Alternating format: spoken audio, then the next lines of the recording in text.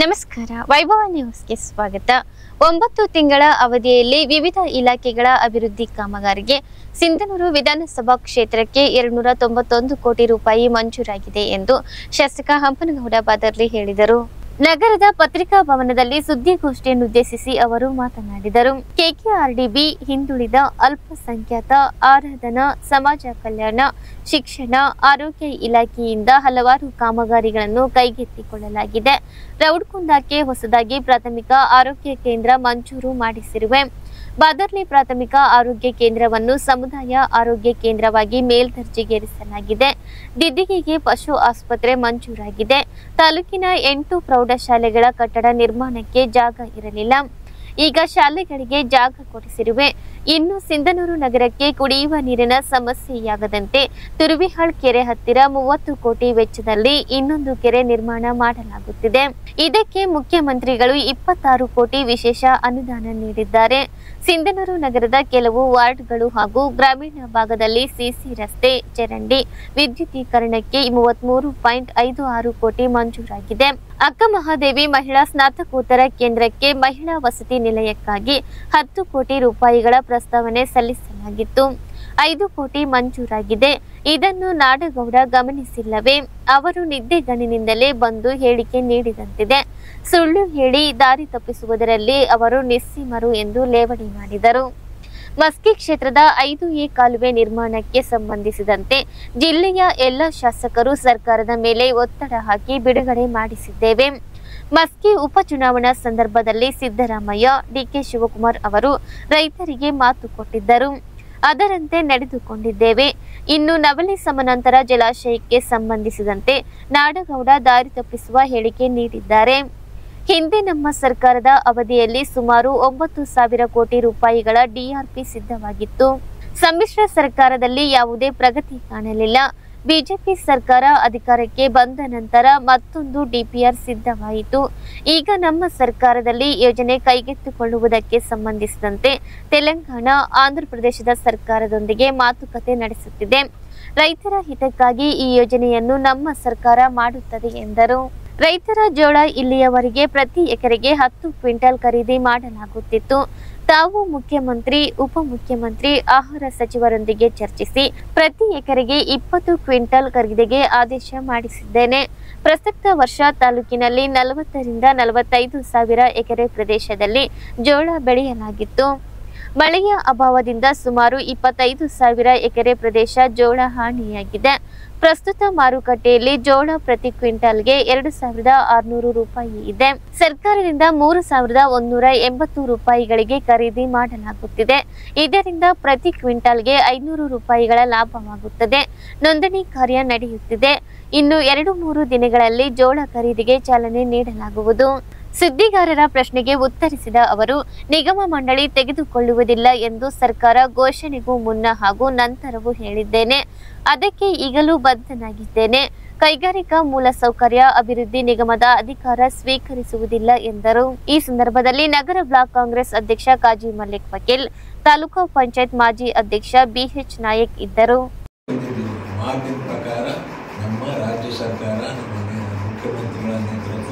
ಸಿದ್ದರಾಮಯ್ಯವರ ನೇತೃತ್ವದ ರಾಜ್ಯ ಸರ್ಕಾರ ನಡೆದುಕೊಂಡಿದೆ ಎಂಬ ಮಾತನ್ನು ಈ ಸಂದರ್ಭದಲ್ಲಿ ಹೇಳಕ್ಕೆ ಇಚ್ಛೆಪಡ್ತೀನಿ.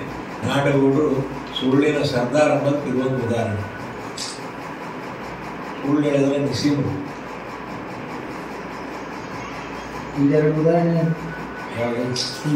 ಮತ್ತೆ ಇದೇ ಸಾಕಲ್ಲ. ನಾವೇನು ವಿಫಲ ಆಗಿವಿ ತಂದೀವಿ ಅಂತ ಹೇಳಲ್ಲ. ನಾವೆಲ್ಲ ಮುಖಂಡರು ಅಲ್ಲೇ ರೈತರ ಮುಖ ಕೇಳು. ಸಿಂಧನೂರಿಗೆ ಬಜೆಟ್ ಅದನ್ನೇ 291 ಕೋಟಿ ಹೇಳಿನಲ್ಲ. ಬಜೆಟ್ ನೋಡ್ರಿ, ಇಲ್ಲಿ 2 ಪ್ರಮುಖವಾಗಿರತಕ್ಕಂಥ ನಮ್ಮ ಮುಂದೆ ಇದ್ದಾರೆ. ಮೊದಲನೇದು ನವಲಿ ಜಲಾಶಯ, ಎರಡನೇದು ಕಾಲುವೆ ಕೆನಾಲ್. ಇದು ಜಿಲ್ಲೆಗೆ ಸಂಬಂಧಪಟ್ಟಿರ್ತಕ್ಕಂಥ ವಿಚಾರ. 6,30,000 ಎಕರೆಗೆ ನೀರಾವರಿ ಆಗ್ತಕ್ಕಂಥ ನವಲಿ ಜಲಾಶಯ. ನವಲಿ ಜಲಾಶಯದ ಬಗ್ಗೆ ಭಾಳ ಹೇಳ್ಕೊಂಡಾರ. ತಾನಿದ್ದ DPR ಮಾಡಿಸ್ತಾರೆ. ಆಮೇಲೆ DPR ಒಂದೇ ಸಲ ಮಾಡ್ಸಕ್ಕೆ ಬರುತ್ತೆ, 2 ಸಲ ಮಾಡ್ಸಕ್ಕೆ ಬರೋದು. ಸ್ವಾಮಿ ನಾಡಗೌಡ್ರೆ, DPR ಇದಕ್ಕಿಂತ ಮೊದಲು ಮಾಡಿದ್ದಿತ್ತು. DPR ನಿಮಗೆ ತೋರಿಸಿವ್ ನಾವು. ಕನ್ನಡಿಗೆ ನಾವು ಇದ್ದಂಥ ಸಂದರ್ಭದಲ್ಲಿ ಮೊದಲನೇ ಅವಧಿಯಲ್ಲಿ DPR ಮಾಡಿಸಿದ್ವಿ. ಅದು 9,500 ಕೋಟಿ ರೂಪಾಯಿ. DCR 9,500 ಕೋಟಿ, 6,500 ಕೋಟಿ. ಅದನ್ನು ನೋಡ್ಕೊಂಡೆ 2ನೇ DPR ಮಾಡಿರೋದು ಈಗ. ಮೊದಲನೇ ಅವಧಿಯಲ್ಲಿ ನಾವು ಇದ್ದಂಥ ಸಂದರ್ಭದಲ್ಲಿ ಮೊದಲನೇ ಅವಧಿಯಲ್ಲಿ ಮಾಡಿರ್ತಕ್ಕಂಥ DPR ನೋಡ್ಕೊಂಡೆ 2ನೇ ಅವಧಿ ಪ್ರಕಾರ ಅದಕ್ಕೆ 14 ಕೋಟಿ ರೂಪಾಯಿ ಅಂದಾಜು ಖರ್ಚು ಮಾಡಿ ಅದರಲ್ಲಿ ಎಲ್ಲ ಕೆರೆಗಳನ್ನು ನಿರ್ಮಾಣ ಮಾಡಿ ಆ ಕ್ಷೇತ್ರಕ್ಕೂ ನೀರಾವರಿ ಆಗಬೇಕನ್ನೋ ಉದ್ದೇಶ ಇಟ್ಕೊಂಡು ಆ ರೀತಿ DPR ಅನ್ನು ಮೊದಲು ಮಾಡಿಸಿದ್ವಿ. ಬಟ್ ಅದನ್ನು BJP ಸರ್ಕಾರ ಬಂದ ಮೇಲೆ ನಾಡಗೌಡರು ಸಮ್ಮಿಶ್ರ ಸರ್ಕಾರ ಇದ್ದಾಗ ಇತ್ತದು, ಅದ್ರ ಬಗ್ಗೆ ಅವ್ರು ಏನು ಕೇರ್ ಮಾಡಲಿಲ್ಲ. ಯಾವುದೋ ಒಂದು ಇಲ್ಲಿ ಮೀಟಿಂಗ್ ಕರೆದು IBಯಲ್ಲಿ ತಾವೆಲ್ಲರೂ ಬಂದಿದ್ರಿ, ನಾನು ಬಂದಿದ್ದೆ, ವಿಪಕ್ಷ ಬಂದಿದ್ರು, ಒಂದು ಪ್ರೆಸೆಂಟೇಷನ್ ತೋರಿಸಿ DPR ಮಾಡಿದ್ದು ಇದೈತೆ, ಮುಖ್ಯಮಂತ್ರಿ ಜೊತೆ ಮಾತಾಡ್ಬಿಟ್ಟು ಇದು ಫೈನಲ್ ಆಗುತ್ತೆ, ಕರ್ಕೊಂಡ್ಬಂದು ಬುದ್ಧಿ ಪೂಜೆ ಮಾಡಿಸ್ತು ಅಂತ ಹೇಳಿಕೆ ಕೊಟ್ಟಿದ್ರು. ಮತ್ತು ನಾಡಗೌಡರು ಸುಳ್ಳು ಹೇಳ್ತಾರೆ ಬಂದು ಬುದ್ಧಿ ಪೂಜೆ ಒಂದು ಕಾರಣ. 2ನೇ ಸುಳ್ಳು ಹೇಳಿದಂಗ ರೈತರಿಗೆ ಪ್ರತಿ ಕ್ವಿಂಟಲ್ಗೆ 500 ರೂಪಾಯಿ ಅಂದಾಜು ಹೆಚ್ಚಿನ ಮೊತ್ತವನ್ನು ರಾಜ್ಯ ಸರ್ಕಾರ ಈ ಒಂದು ಆದೇಶದಿಂದ ಲಾಭ ಆಗುತ್ತೆ ರೈತರಿಗೆ ಎಂಬ ಮಾತನ್ನು ಈ ಸಂದರ್ಭದಲ್ಲಿ ಇಚ್ಛೆಪಡ್ತೀನಿ.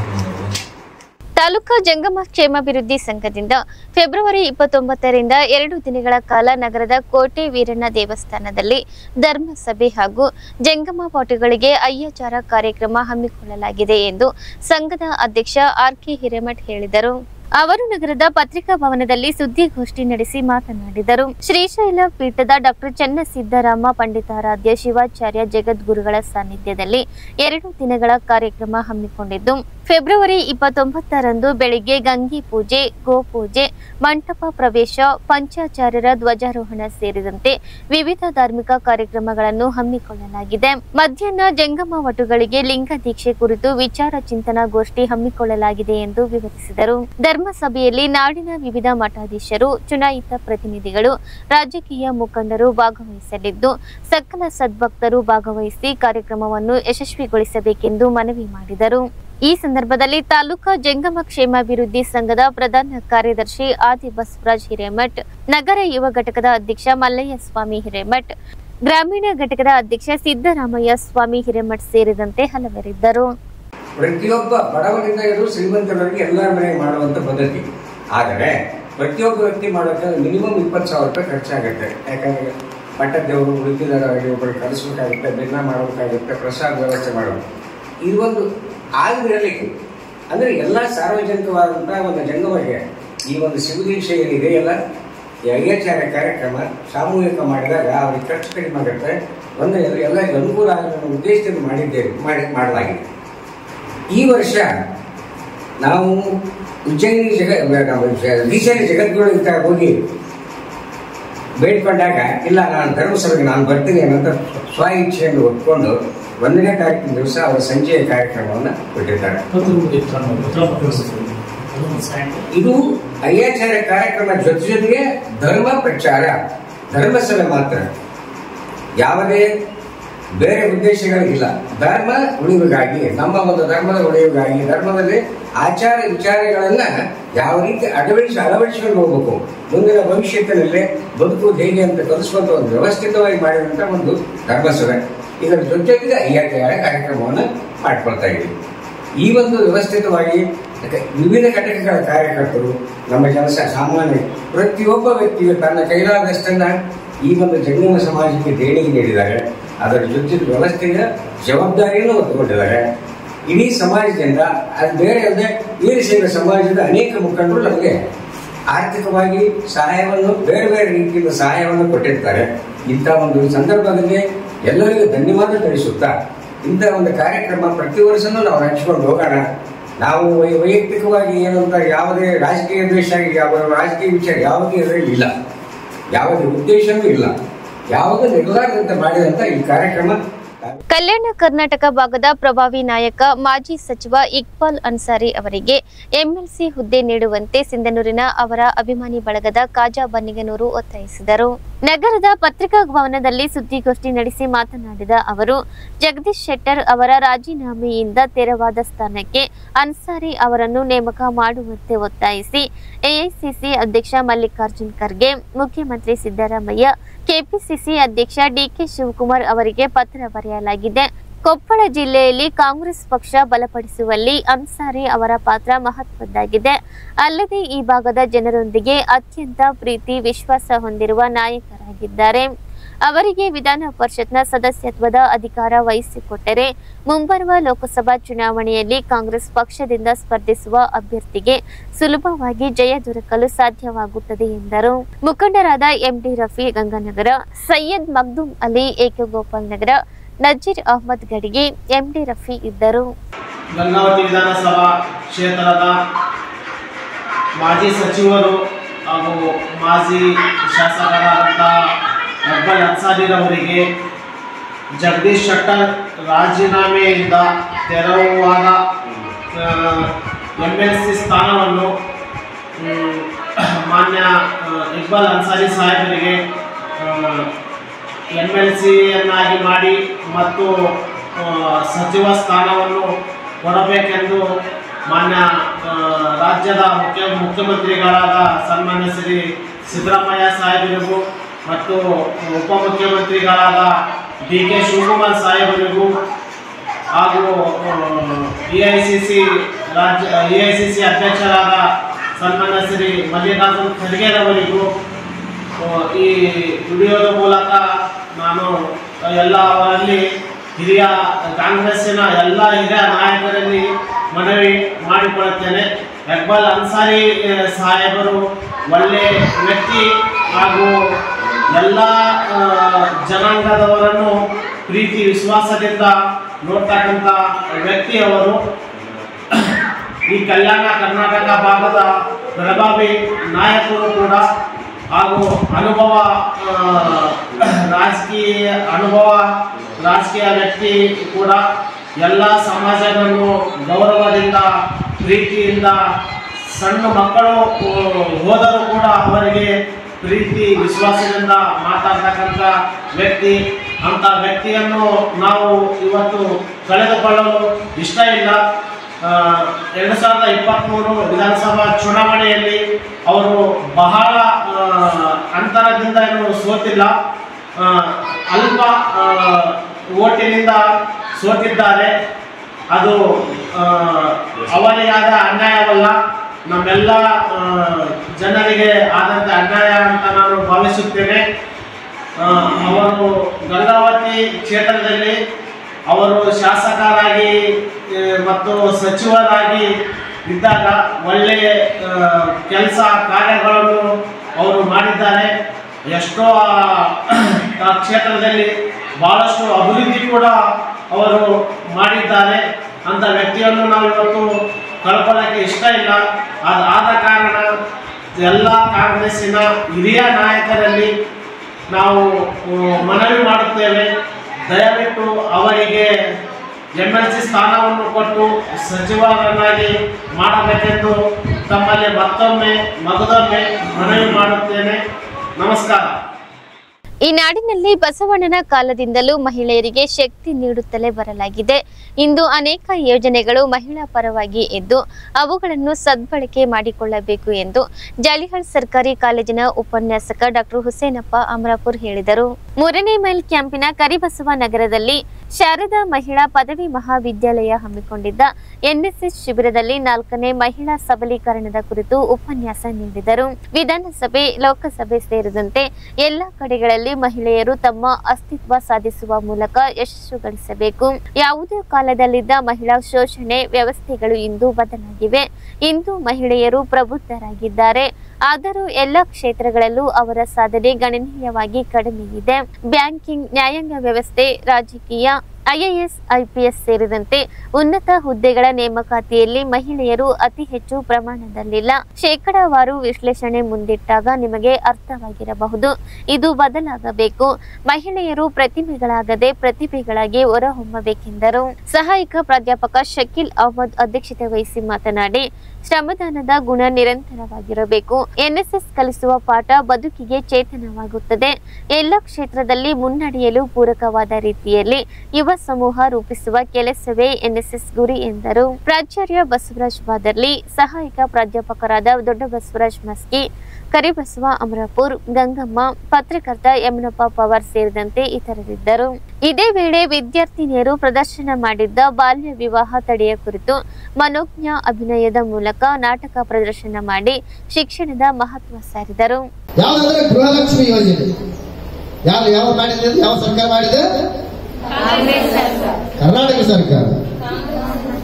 ಯಾವ ಸರ್ಕಾರ? ಕರ್ನಾಟಕ ಸರ್ಕಾರ ಮಾಡಿದೆ. ಹಾಗಾಗಿ ಕರ್ನಾಟಕ ಸರ್ಕಾರ ಈ ಒಂದು ಗೃಹಲಕ್ಷ್ಮಿ ಯೋಜನೆ ಮಾಡಿದೆಯಲ್ಲ, ಇವತ್ತು ಕೇವಲ ಆ ಮನೆಯಲ್ಲಿರುವಂತಹ ಅತ್ತೆ ಮಾತ್ರ ಇದರ ಉಪಯೋಗ ಪಡಿತಾ ಇದ್ದಾಳ? ಪ್ರಶ್ನೆ ಮಾಡ್ಕೊಳ್ಬೇಕಾಗಿದೆ.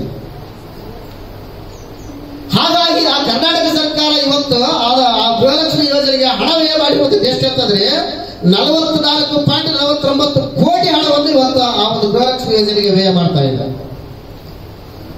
ಆ ಗೃಹಲಕ್ಷ್ಮಿ ಯೋಜನೆಗೆ ಲಾಭ ಪಡೆಯುವಂತಹ ಮಹಿಳೆಯರ ಸಂಖ್ಯೆ ಎಷ್ಟು ಅಂತಂದ್ರೆ 1.8 ಕೋಟಿ ಜನ ಮಹಿಳೆಯರು ಅದರ ಲಾಭವನ್ನು ಪಡಿತಾ ಇದ್ದಾರೆ. ಎಲ್ಲ ಇಲ್ಲದೆ ಇರುವಂತಹ ಸಂದರ್ಭದಲ್ಲಿ 2,000 ರೂಪಾಯಿ ನಾವು ಇದ್ದಲ್ಲಿ ನಮ್ಮ ಅಕೌಂಟ್ಗೆ ಜಮಾ ಆಗ್ತಾ ಇದೆ. ಅದರಲ್ಲಿ ಇದು ಯಾವುದರ ಸಲುವಾಗಿ? ಮಹಿಳೆಯರ ಆರ್ಥಿಕ ಸಬಲತೆಗಾಗಿ. ಒಂದು ವೇಳೆ ಪುರುಷರಿಗೆ 2,000 ರೂಪಾಯಿ ಕೊಟ್ಟಿದ್ರೆ ಅದು ಮನೆಗೆ ಉಪಯೋಗ ಆಗ್ತಿದ್ದಿಲ್ಲ. ಆ ಕಾರಣಕ್ಕಾಗಿ ಅಂತ ಒಂದು ಉದ್ದೇಶವನ್ನು ಇಟ್ಟುಕೊಂಡು, ಒಳ್ಳೆಯ ಸಂದೇಶವನ್ನು ಇಟ್ಟುಕೊಂಡು ಸರ್ಕಾರಗಳು ಇಂಥ ಯೋಜನೆಗಳನ್ನು ಜಾರಿಗೆ ಮಾಡಿದ್ದಾರೆ. ಎರಡನೇ ಯೋಜನೆ ನಿಮಗೆಲ್ಲ ಗೊತ್ತಿದೆ. ಜಾಲಿಯಾಳದಿಂದ ಸಿಲ್ಲರ್ವರೆಗೆ, ಸುತ್ತಮುತ್ತ ಹಳ್ಳಿಗಳಿಂದ ಸಿಲ್ಲರ್ವರೆಗೆ ನೀವು ಬರ್ತಾ ಇದ್ರಲ್ಲ. ಬಡ ಮತ್ತು ಮಧ್ಯಮ ವರ್ಗದ ಜನರಿಗೆ ಸುಲಭವಾಗಿ ಸಾಲ ಸೌಲಭ್ಯ ಒದಗಿಸುತ್ತಿರುವ ಸಹಕಾರಿ ಸಂಘಗಳು ಆರ್ಥಿಕ ಪ್ರಗತಿಗೆ ಪೂರಕವಾಗಿವೆ ಎಂದು ಎದ್ದಲದೊಡ್ಡಿ ವಿರಕ್ತ ಮಠದ ಮಹಾಲಿಂಗ ಮಹಾಸ್ವಾಮಿಗಳು ಅಭಿಪ್ರಾಯಪಟ್ಟರು. ನಗರದ ಅನ್ನದಾನೇಶ್ವರ ಆಸ್ಪತ್ರೆ ಕ್ರಾಸ್ ಹತ್ತಿರ ನೂತನ ಆಪ್ತ ಮಿತ್ರ ಸಹಕಾರ ಸಂಘ ಉದ್ಘಾಟಿಸಿ ಅವರು ಮಾತನಾಡಿದರು. ಸಹಕಾರ ಸಂಘಗಳು ಹೆಚ್ಚಿದಷ್ಟು ಗ್ರಾಹಕರಿಗೆ ಸುಲಭವಾಗಿ ಸಾಲ ಸೌಲಭ್ಯಗಳು ಸಿಗುತ್ತವೆ. ರಾಷ್ಟ್ರೀಕೃತ ಬ್ಯಾಂಕ್ಗಳಿಗಿಂತಲೂ ಸಹಕಾರ ಸಂಘಗಳು ಜನರನ್ನು ಸೆಳೆಯುತ್ತಿವೆ. ವಿವಿಧೋದ್ದೇಶ ಸಹಕಾರ ಸಂಘಗಳು ಕೇವಲ ಹಣಕಾಸು ವ್ಯವಹಾರಕ್ಕೆ ಸೀಮಿತಗೊಳ್ಳದೆ ಗ್ರಾಹಕರಿಗೆ ಅನುಕೂಲವಾಗುವ ಬೇರೆ ಬೇರೆ ಸೇವೆಗಳನ್ನು ನೀಡಲು ಮುಂದೆ ಬರಬೇಕಿದೆ ಎಂದರು.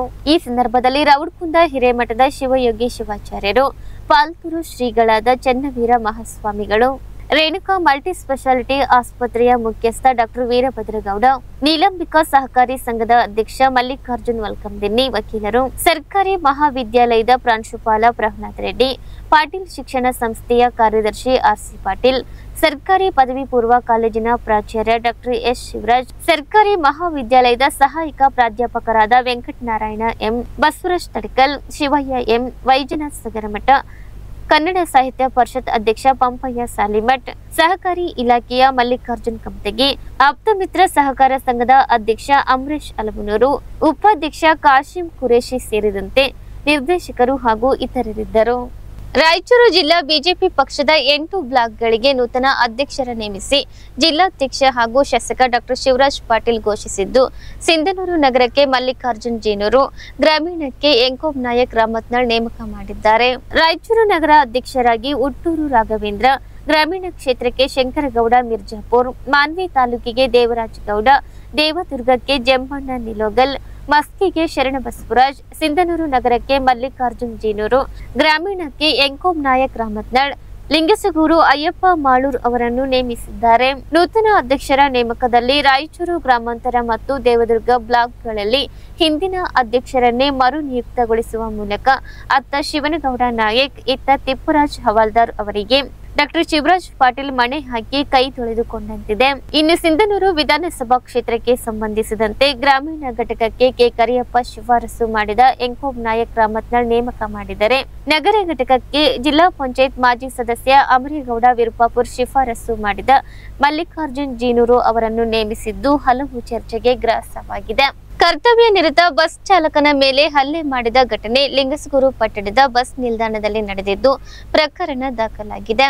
ಲಿಂಗಸಗೂರು ಬಸ್ ನಿಲ್ದಾಣದಲ್ಲಿ ಬಸ್ ನಿಲುಗಡೆ ಮಾಡಿದ ವೇಳೆ ಕುಡಿದ ಮತ್ತಿನಲ್ಲಿ ಬಂದ ಪುಂಡರ ಗುಂಪು ಬಸ್ ಒದೆಯಲು ಪ್ರಾರಂಭ ಮಾಡಿದ್ದಾರೆ. ಯಾಕೆ ಒದೆಯುತ್ತಿದ್ದೀರಿ ಎಂದು ಪ್ರಶ್ನೆ ಮಾಡಿದ್ದಕ್ಕೆ ಲಿಂಗಸಗೂರು ಡಿಪೋ ಬಸ್ ಚಾಲಕ ದೊಡ್ಡಪ್ಪ ಅಮರಪ್ಪ ಕುಂಬಾರ್ ಎನ್ನುವವರ ಮೇಲೆ ಮಾರಣಾಂತಿಕ ಹಲ್ಲೆ ಮಾಡಲಾಗಿದೆ. ಮುತ್ತಪ್ಪ ಬಾಲಪ್ಪ ಹಾಲಬಾವಿ ಶರಣಬಸವ ಈರಣ್ಣ ಮೇಲೆ ಸ್ಥಳೀಯ ಪೊಲೀಸ್ ಠಾಣೆಯಲ್ಲಿ ಪ್ರಕರಣ ದಾಖಲಾಗಿದೆ.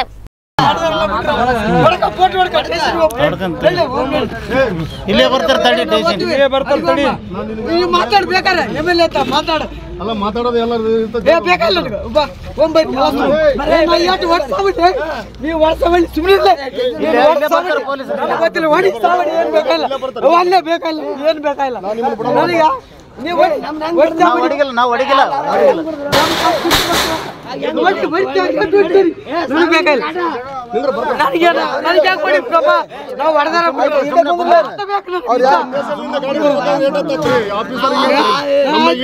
ಮಾಡ್ತಾರ ಆಫೀಸರ್ ದಬ್ಬಳಕ್ ಮಾಡೋದಲ್ಲ ನಾವ್ಯಾಕ ತಪ್ಪು ಮಾಡೋದು ನಮ್ಗೆ ಅಲ್ಲ ನಮ್ಗೆ ಯಾಕೆ ತಪ್ಪು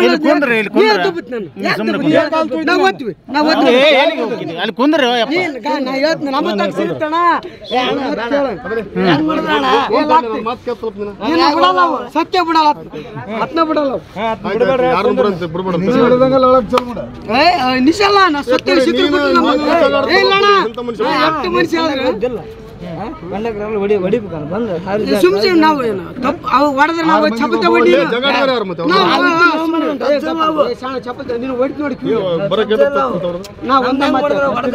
ಈ ಚಪಲ್ ಬಿಡ್ತಾ ಹೊಡಿ ಈಗ ನಿನ್ನ ಬಿಟ್ಟು ಬದಲಾರ ಕೂಡ ನೀನು ಮಾಡ್ಲೆ ನೀನು ಮಾಡ ಇಲ್ಲ ಕಂಡ್ರಕ ಮಾತಾಡ್ತಾನ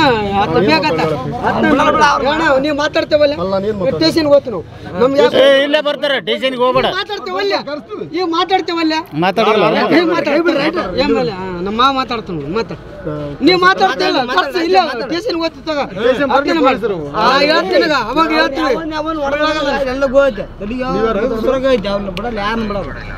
ಏ ಮಾಮ ಬಾ ಇಲ್ಲಿ ಯಾಕ ಹೊಡಿ ಸ್ವಲ್ಪ ಇಲ್ಲಿ ಮಾತಾಡ ಯಾಕೆ ಹೊಡಿಬೇಕು ನಾವು ಅವ್ರಿಗೆ ಹೊಡೆದಿವ ನನಗೆ ಯಾಕೆ ಹೊಡಿಬೇಕು ನೀವು ಹೋಗ್ಬೇಡಿ ಮಾತಾಡಿ ಅಣ್ಣ ಸುಮ್ಮನೆ ನೀವು ಮಾತಾಡ ನಿಂದೇನು ಲೆಕ್ಕಕ್ಕಿಲ್ಲ ಅಣ್ಣ ನೀವು ಮಾತಾಡೋ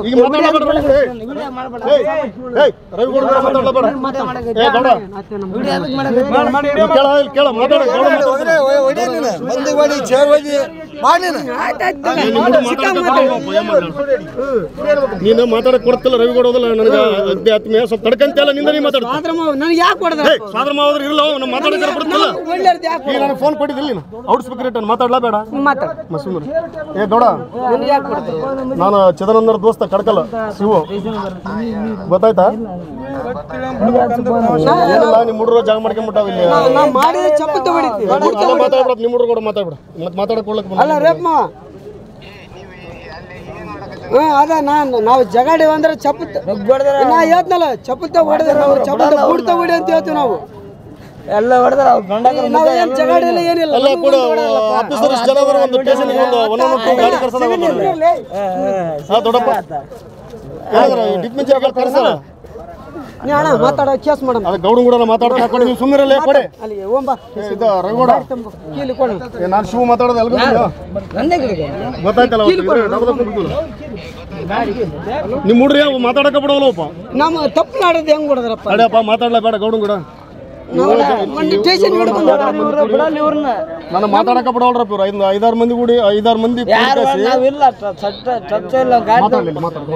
ನೀವು ಮಾತಾಡಿ ಮತ್ತೆ ಹಾಕಿ ಅಣ್ಣ ನೀವು ಮಾತಾಡಿ ಆತ ಬರ್ತಂತ ಮಾತಾಡಕ ಬಿಡೋಲ್ಲ ಏನೋ ಒಂದು ಐದಾರು ಮಂದಿ ನಮ್ಮ ಇವ್ರು ಕೂಡ ಜಗಳ ಬಿಟ್ಟು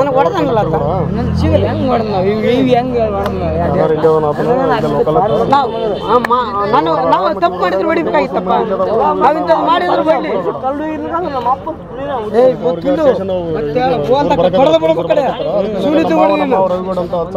ನಾನು ಈಗ ಬಂದೆ ಆ ಕಡೆ ತಿಂತೀನಿ ಹೋಗಿದ್ದೆ ಇಂಥ ತಪ್ಪು ಮಾಡಿದ್ರೆ ಒಳ್ಳೆ ಕಡ್ಸ ಕೊಡ್ದಂದ್ರೆ ಮಾತಾಡ್ಕೊಂಡು ಕೊಡಪ್ಪ ಯಾರು ರವಿಗೌಡ ಅಂತಂದ್ರೆ ಮತ್ತೆ ಅಲ್ಲಿ ಗೊತ್ತಾಯ್ತಲ್ಲ ಮಾತಾಡಕತ್ತೀರಿ ಅವ ಬೇಕವ ಏ ಇಲ್ಲ ಮಾವ ಏನಲ್ಲ ನಮ್ಮ ಮೇಲೆ ಕೇಸ್ ಆಲಿ ಅವ್ನು ಬಿಡಲ್ಲ ಅವು ಸತ್ತು ಸಾಲಿಲ್ಲ ನಾವು ಏನ್ ತಪ್ಪು ಮಾಡಿದ್ ನಮ್ಗೆ ಹೊಡೆದ ನಾವು ಬೇಕು ನಮ್ಗೆ ಅಷ್ಟೇ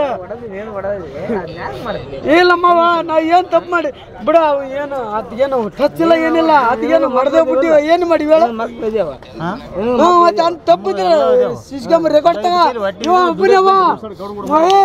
ಮಾಲಕ ನಾ ಹೇಳಕತ್ರಿ ಮಾವ ಅವು ಬೇಕು ನನಗ ಕಡ್ದು ಸಾಬಡ್ಲಿಲ್ಲ ಕೇಸ ಬಿಡಲ್ಲ ಬಿಡ ಹೋಮ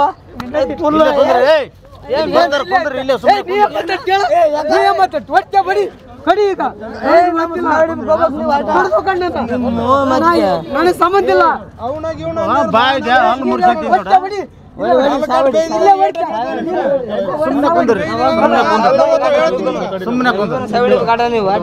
ಸಾವಳ್ಳಿ ನನ್ನ ಸಂಬಂಧ ಇಲ್ಲ ನೀವು ಬರ್ತೀರಲ್ಲೇ ಮತ್ತೆ ಚಿಕ್ಕ ಆ ಕಡೆ ಚೆಂಬಾತ್ರಿ ನಿನಗೆ ಅಟ್ಟ ಮರೆದು ಕೊಡ್ತೀನಿ ಕೇಸ್ ಕೊಡ ಇಲ್ಲೇ ಬರ್ತಾರೆ ಓದ್ತೀವಿ ಸ್ಟೇಷನ್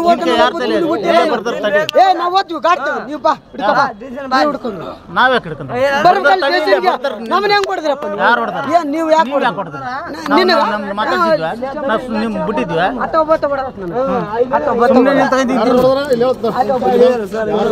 ಸುಮ್ಮನೆ ನೀನ್ ತಗೊಂಡಿದ್ವಿಲ್ಲ ಇಲ್ಲಿ ಕರಿತೀನಿ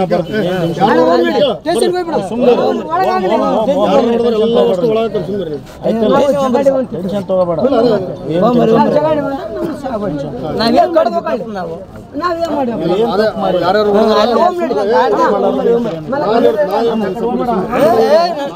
ತಪ್ಪು ಮಾಡಿದ್ರು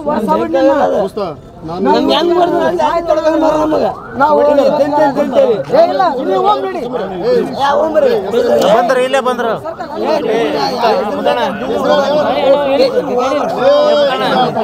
ಮಾಡಿ ಬಂದಿಲ್ಲ ನಿಮ್ ರಾವ್ ಕೇಳ ಸುಮ್ಮನೆ ನಾವು ದೋಸ್ತರ ಹೇಳಕತ್ತೀನಿಲ್ಲ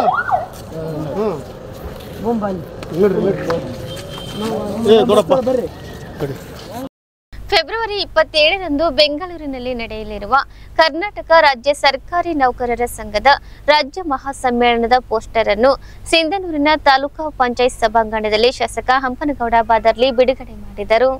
ನಂತರ ಮಾತನಾಡಿದ ಅವರು ಕಾರ್ಯಕ್ರಮದಲ್ಲಿ ನೌಕರರು ಭಾಗವಹಿಸಿ ಯಶಸ್ವಿಗೊಳಿಸಬೇಕೆಂದರು.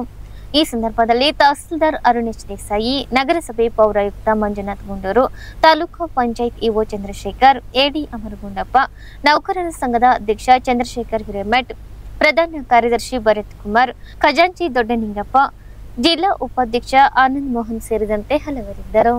ಇಲ್ಲಿಗೆ ಇಂದಿನ ವಾರ್ತಾ ಪ್ರಸಾರ ಮುಕ್ತಾಯವಾಯಿತು. ನಿರಂತರವಾಗಿ ವೀಕ್ಷಿಸಿ ವೈಭವ ಟಿವಿ.